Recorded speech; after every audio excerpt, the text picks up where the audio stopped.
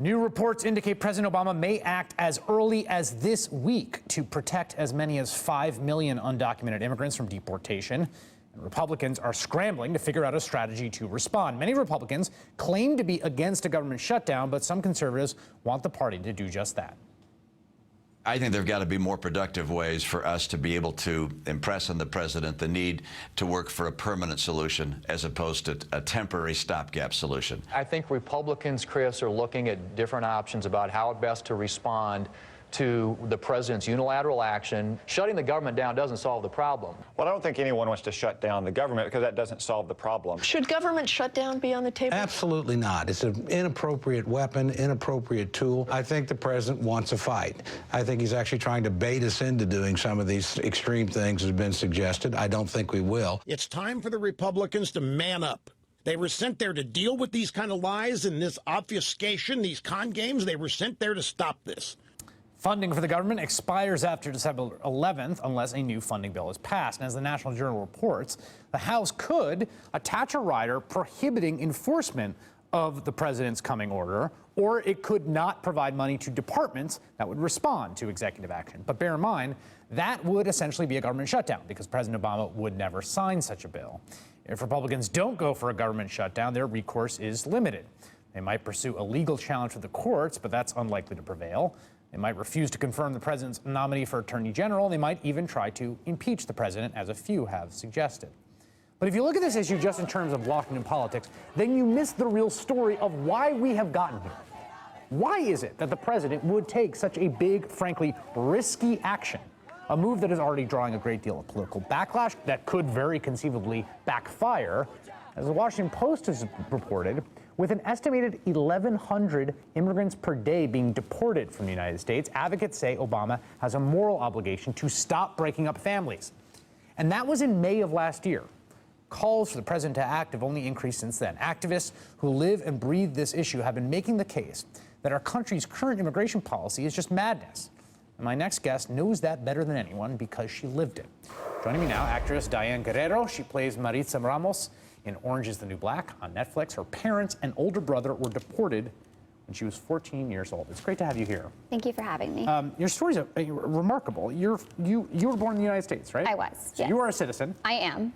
And both your parents came over from Colombia. Yes. And what happened next? Well, we were, as far as I can remember, I remember my parents trying to get legal status and get documented and be here legally.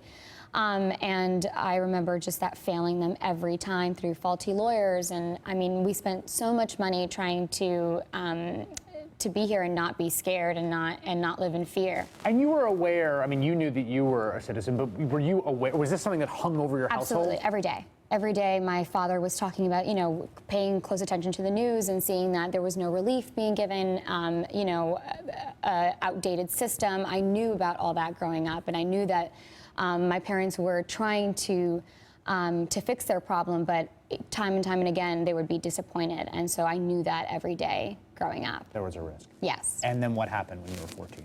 And so I came home and, my fears were realized and my parents were gone. They were taken away and neighbors came and told me what had happened and I just knew they were gone and I couldn't do anything about it.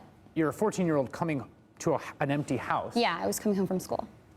From which your parents had been taken. Yes. Yeah. I was by myself. So then what was that, what did you do?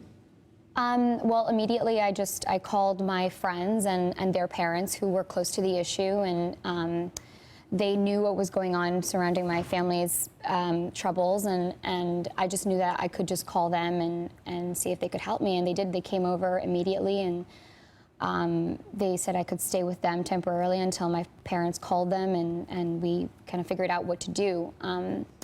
My mother thought about taking me with her, but I think that I remember crying to her and telling her that I needed to stay here because I wasn't going to get the same opportunities that I would have here. And you were American, too. Colombia was a foreign place at some level, right? Absolutely. It's like, what was I going to go do there? I wanted to stay in my country, So. Where are your parents now? Are they? They're in Colombia. They are in Colombia. Mm-hmm. Yeah. one of the things I think is important for folks to understand is that the biggest chunk of people, if this executive order is being discussed is true, are people that are in your situation. The Yes. immediate family of American citizens. Yes. And we are deporting people like that every day and doing to those families what was done What to happened to me. yours. Yeah. And you're, it should be just said again, American citizen. right? Yes. I mean, this is something that in some ways your government did to your family. Yeah, I mean, I was very disillusioned. I didn't know what to do. I myself felt very disconnected from my country. I mean, I knew I was American. I grew up that way. I believe in my country. I love my country. So when that happened, I didn't know where I really belonged. So sometimes I still feel that way. Diane Guerrero, it's an incredible story, and thank you very much. Thank you for having me. It's great to have you. All right, we'll be right back.